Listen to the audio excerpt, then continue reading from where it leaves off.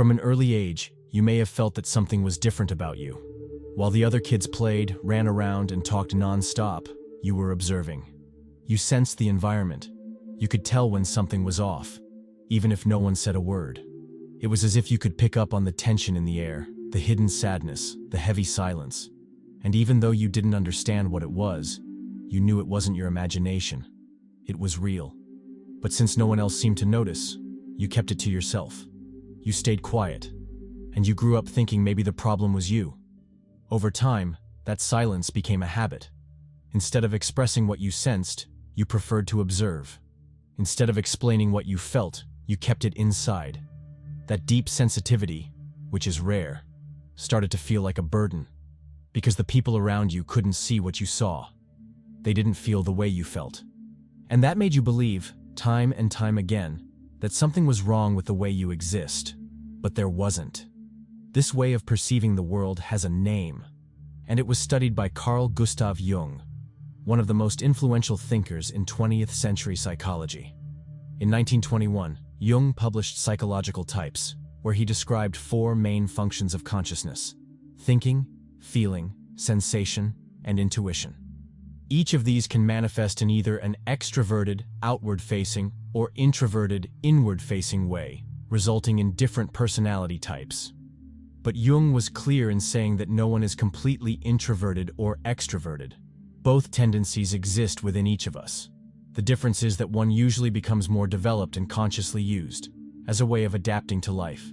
The other remains in the background, latent, a possibility that can emerge in specific moments. From this foundation came the profiles known as INFJ and INTJ, later popularized by Isabel Briggs Myers and Catherine Cook Briggs through the creation of the MBTI, Myers-Briggs Type Indicator. Both types share a core characteristic. They are introverted intuitives, meaning they rely primarily on inward-facing intuition to make sense of the world. But there's a clear difference between the two. INFJs use extroverted feeling as their secondary function, which makes them more attuned to others' well-being and emotional harmony. INTJs, on the other hand, use extroverted thinking as their auxiliary, which makes them more analytical, strategic, and focused on structuring ideas logically. What they have in common is the ability to detect invisible patterns, perceive deep connections, and feel the meaning behind things that others haven't yet noticed. While many people need concrete data to believe something is real, these individuals feel before they understand. And in a world that only values what can be measured, that can often become a burden. Marie-Louise von Franz, one of Jung's closest collaborators, noted that people with this more symbolic perception live in direct contact with the unconscious. They don't just perceive what's happening on the surface, they sense what's underneath. The unspoken emotions, hidden motivations, and emotional climates. This makes them highly perceptive, but also more vulnerable. Often, these individuals end up feeling out of place. The world demands quick answers, objective explanations, and predictable behavior. But those who live through intuition need time, silence, and space to process. When that space doesn't exist, they try to adapt. They try to hide what they feel, shape their words, fit into what's expected. And in doing so, they drift further away from themselves. This internal disconnection doesn't cause an obvious kind of pain, but rather a silent exhaustion, a fatigue that doesn't go away with rest. It's the feeling of living a life that makes no sense. Many INFJs and INTJs report a constant sense of not belonging, as if they're too much for some situations and not enough for others. Always trying to find a balance between who they are and what the world can tolerate.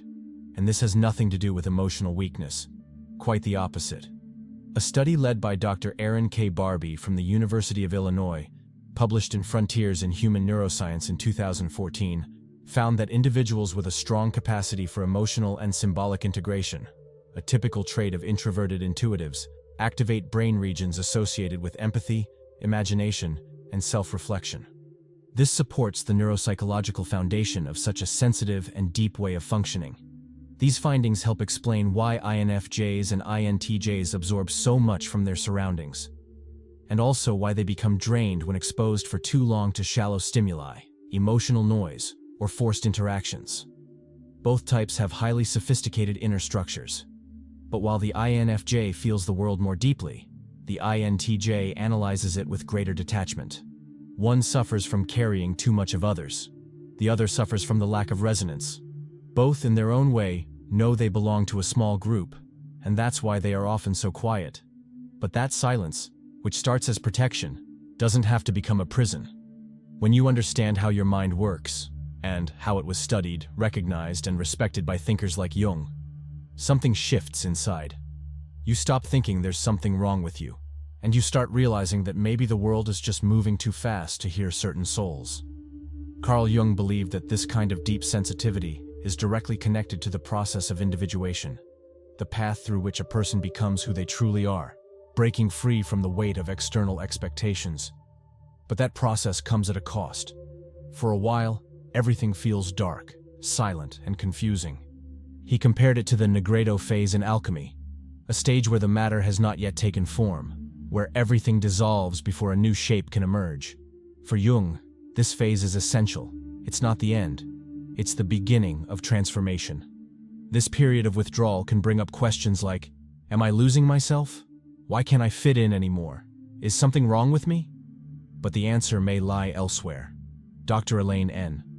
Aron, an American psychologist and leading researcher on high sensitivity, has published numerous studies since the 1990s on a trait she called the highly sensitive person, HSP. In a 1997 article published in the Journal of Personality and Social Psychology, she showed that highly sensitive people, especially those with strong intuitive activity, tend to have more intense and profound emotional reactions, and often experience cycles of isolation as a form of psychic self-regulation. Not as collapse, but as internal reorganization. They're not falling apart. They're refining themselves. The challenge is learning to recognize that silence as part of the path, not as a mistake. Something is happening inside you, even if you can't name it yet. Something is quietly aligning itself. And maybe it's in that very space, far from the distractions of the world, that your most intimate truth is starting to emerge. Over time, that sensitivity begins to take a different shape. What once felt like a burden starts to be seen as a legitimate way of perceiving the world. You begin to realize that your impressions were accurate, even when no one else believed them. That your intuitions, no matter how strange they seemed at the time, were often confirmed. And this gives you a new kind of confidence. Not the confidence that needs to shout, but the kind that knows in silence. This deep perception is one of the strongest traits of introverted intuitives. Jung described these individuals as having natural access to the images of the unconscious, as if their minds translate hidden symbols into inner guidance. Rather than needing to analyze every detail rationally, they grasp the whole in an immediate, symbolic, emotional way. And this isn't some mystical gift. It's a legitimate psychological function, studied and recognized in analytical psychology. Today, many researchers who study personality types observe that INFJs and INTJs tend to have this symbolic ability highly developed. INFJs typically rely more on introverted feeling to support their intuition, while INTJs complement their introverted intuition with structured, logical thinking. Both perceive patterns and future possibilities. But while INFJs are more focused on understanding human emotions, INTJs are oriented toward systems, strategies, and solutions. So, although they may seem similar, they interact with the world in very different ways, and because of that, they get frustrated with what is obvious, shallow, or merely performative. They long for meaning, coherence, and depth. This is where a crucial shift begins to take place. When the person starts to respect their intuition. When they stop believing they're too complicated, and begin to realize that maybe the world is just too rushed. That the sensitivity that sets them apart also protects them.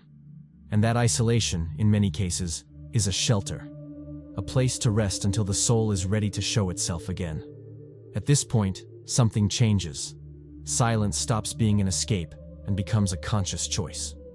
As this perception matures, a new kind of pain may arise. The realization that many of the bonds once held dear were, in truth, fragile. Empty conversations, relationships built on convenience, environments where you had to pretend to be less than you are, all of that begins to lose meaning. And what's left? A kind of emptiness. A silence that is no longer just the absence of others, but the absence of yourself in everything that once felt familiar. This is a delicate moment, but a deeply transformative one, because it's exactly in this breaking point that the opportunity to rebuild emerges. Jung saw this as part of the individuation process, when you stop living according to external models and begin to align with your inner essence. But he also knew this doesn't happen in a straight line. Sometimes it's confusing, painful, lonely, and yet necessary. Marie-Louise von Franz, who worked closely with Jung for decades and expanded many of his ideas, said that people with this kind of intuitive, symbol-oriented inner structure live in a constant transition between the outer world and their inner world. They don't just interpret what they feel, they inhabit the feeling. And because of that, they need long periods of introspection to reorganize what they've absorbed. This isn't avoidance, it's a necessity. At this stage, life begins to demand a different kind of presence, one that's more grounded, more coherent, more faithful to who you truly are. The masks fall, the roles grow tired, and all that remains is the silent truth in your gaze. And it's with that truth that you finally start to build real connections. Not with everyone, but with the few who speak the same emotional language. As this transformation deepens, you might start to notice something curious. The outer world continues to demand speed, efficiency, instant answers. But internally, everything is asking for the opposite. Your inner pace slows down. The desire for meaningful conversations grows. The urge to observe before acting becomes stronger. And that's when the inner conflict arises. You want to participate in life, but in your own way, calmer, more reflective, more sincere. It's common for people with this introverted and intuitive makeup to struggle in highly stimulating social environments. Parties, long meetings, shallow events. All of it can feel exhausting, not because of shyness, but because of overload. The excess of external stimuli interferes with the internal flow of thoughts and feelings. And when this happens often, the body and mind begin to react with fatigue, anxiety, or even physical symptoms. In studies conducted by Dr. Dario Nardi, a researcher at UCLA and expert in applied neuroscience and psychological types, it was observed that individuals classified as introverted intuitives show more distributed and interconnected brain activity across areas associated with imagination, symbolic language, and abstract thinking. This supports the idea that their brains function in a more integrated and contemplative manner. Understanding this is liberating, because you stop blaming yourself for not being like others. You stop thinking there's something wrong with preferring a quiet afternoon reading over a social event. You stop forcing yourself to fit into spaces where you've always felt out of place. And you start honoring what truly nourishes you. You begin to treat yourself with kindness. You begin finally to respect your own rhythm and to live on your own time. And in time, something even more important begins to happen. You start to realize that your intuition isn't just a personality quirk. It's a navigation tool. It's not a fantasy, and it's not emotional weakness. It's your most natural way of understanding the world. And when you learn to trust that quiet kind of knowing, everything starts to change. Introverted intuition, as defined by Carl Jung, is not a form of magical fortune-telling. It is a real and profound psychic function, capable of detecting invisible patterns, symbols, and atmospheres. It shows up as a sense of knowing something, even without concrete evidence, a certainty that rises from within. And it is often right, not because it predicts the future, but because it perceives what has not yet become obvious. Marie-Louise von Franz explained that these individuals function like receivers of unconscious content. They pick up images that others don't notice, dreams, metaphors, recurring symbols, elements with a value that cannot be measured through conventional logic. That's why, so often, they feel out of place in a world that dismisses the invisible and only accepts what can be proven, quantified, or repeated. At this point in the journey, you begin to reverse that logic. You start to trust more in what you feel than in what others expect you to feel. You realize that your sensitivity is a legitimate language, even if few people understand it. And in that gesture of deeply respecting yourself, you begin to build a life with greater meaning. Not the ideal life of others, but your own. And that's when everything starts to align. By accepting and deepening this way of perceiving, a new clarity emerges. You understand that your way of seeing the world is not just unique, it's precious. While many are distracted by appearances and seek validation, you have the ability to perceive what truly matters. You're not satisfied with superficial explanations, empty conversations, or shallow relationships. You need something deeper, something that speaks to the soul, not just the mind. That's why some friendships don't last, why certain jobs feel empty, why some places leave you drained in ways that are hard to explain. Your perception is constantly searching for meaning, beauty, and coherence. When those are missing, your body reacts, your mood shifts, your energy drops, and silence becomes a refuge. And this isn't about being too demanding, as you may have been told.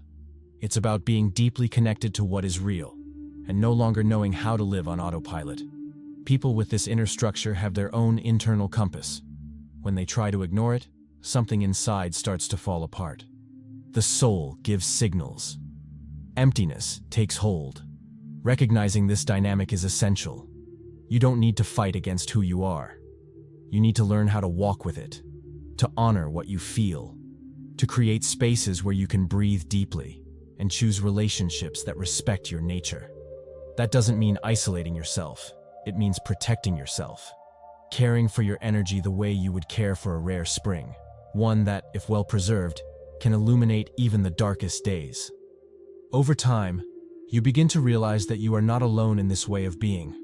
There are others who feel like you, who observe in silence, who struggle to fit into large groups, but are deeply present in intimate conversations. People who can't stand superficiality, who feel drained by overstimulation, and who carry a quiet sensitivity that is often misunderstood. Recent studies in analytical psychology suggest that individuals with introverted intuitive traits show heightened brain activity in regions associated with imagination, symbolic integration, and self-reflection. This helps explain why these people have such a rich inner life, and why they tire more quickly when forced into constant or shallow social interactions. Marie-Louise von Franz emphasized that healing for these individuals doesn't come from becoming more normal or more social.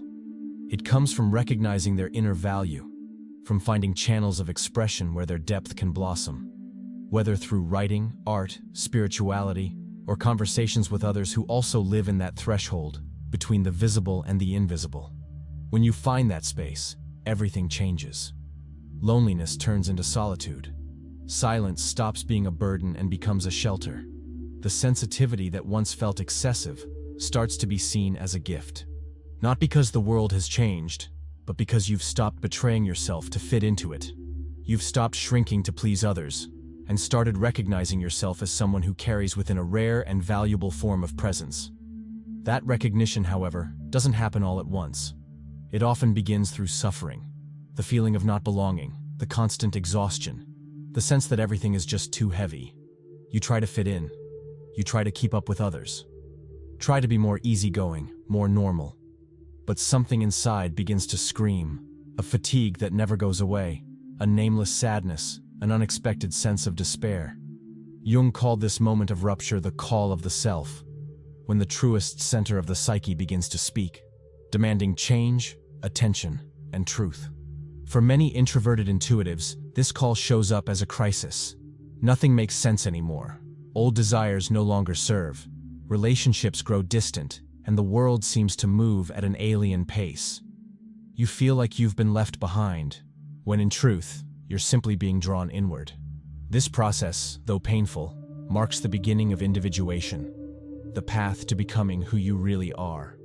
And there's no way to walk that path without passing through this disconnection, without questioning everything, without stripping away the masks.